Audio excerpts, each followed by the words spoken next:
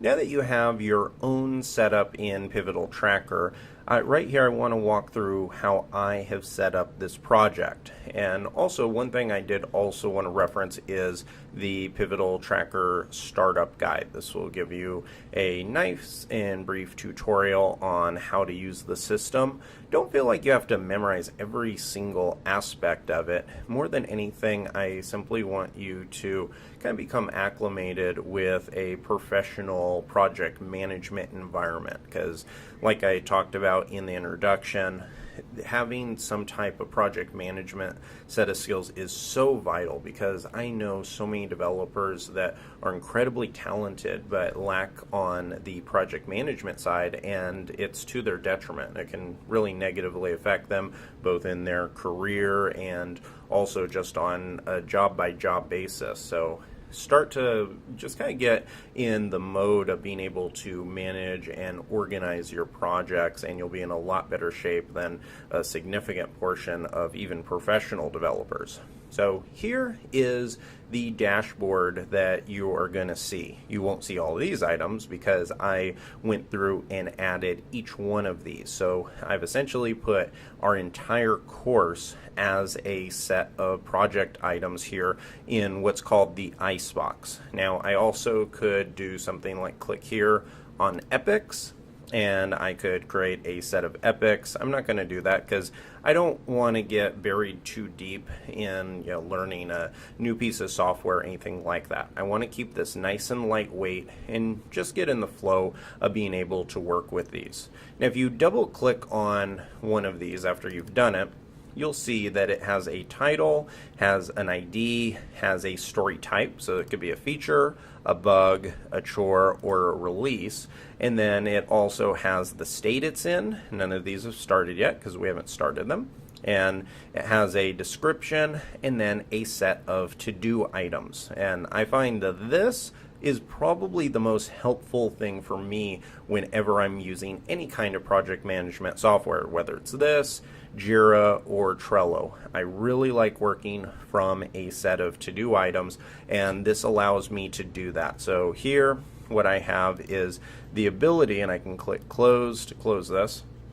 So here I have the ability to see all of my my large tasks, such as Ruby Gems integration right here. If I double click this, I can open it up and we can see the items that we're actually going to implement inside of what's called a sprint. And a sprint is something in the project management side of the world where it's a grouping of functionality that can be done in a relatively short period of time. So in our Ruby Gems sprint, we are going to work with Bootstrap, Devise, Petergate, and then we're actually going to build our own gem completely from scratch.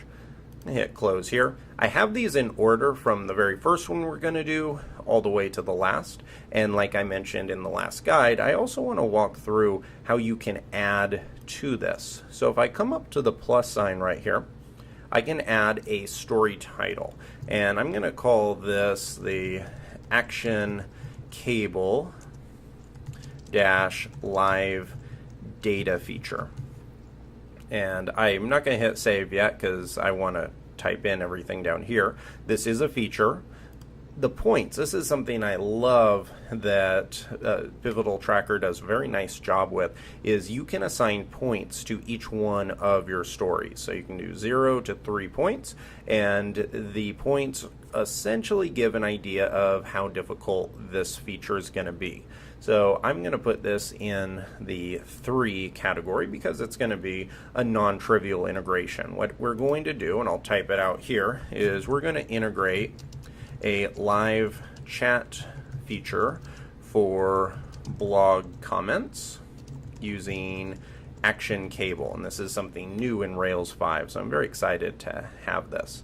I'm going to click done here for the description, and in the to-do items right here I can start typing in some things. So I'm going to say we're going to take a look at Action Cable. So we're going to do an Action Cable overview to see exactly what it is and how it can be used. We're also going to build out the form. So build out form for comments. We're going to build out the model.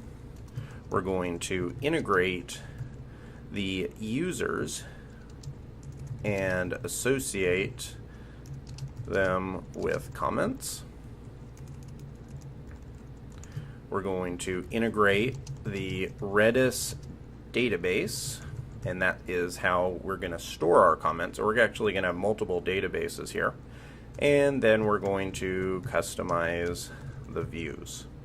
And we may, as we get into it, we may add or combine a few of these, but this should give us a pretty good idea of what we're going to do.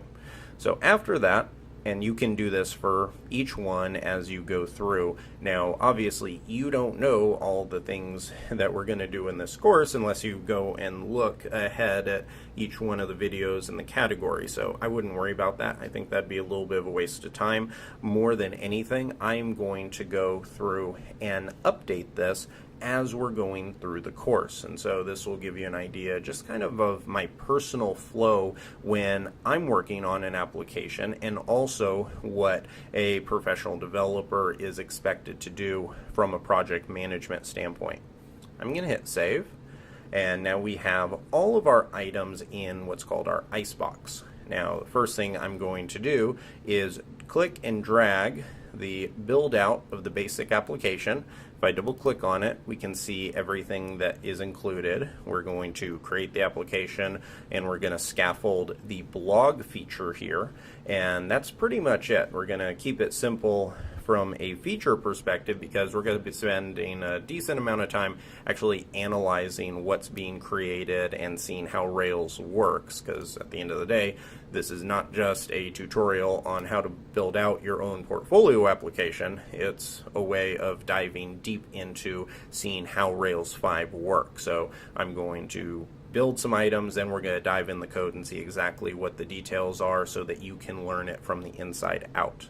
So with all of that being said, I am going to now click Start, and what this is going to do is it has updated the stage. So now we are in the stage of this is now running. So now our state is we're just waiting, and whenever we're done, right now it says started, and we could say delivered, accepted, anything like that. But whenever we're done with this section, we'll click finish, and then we'll be able to move on to the next one.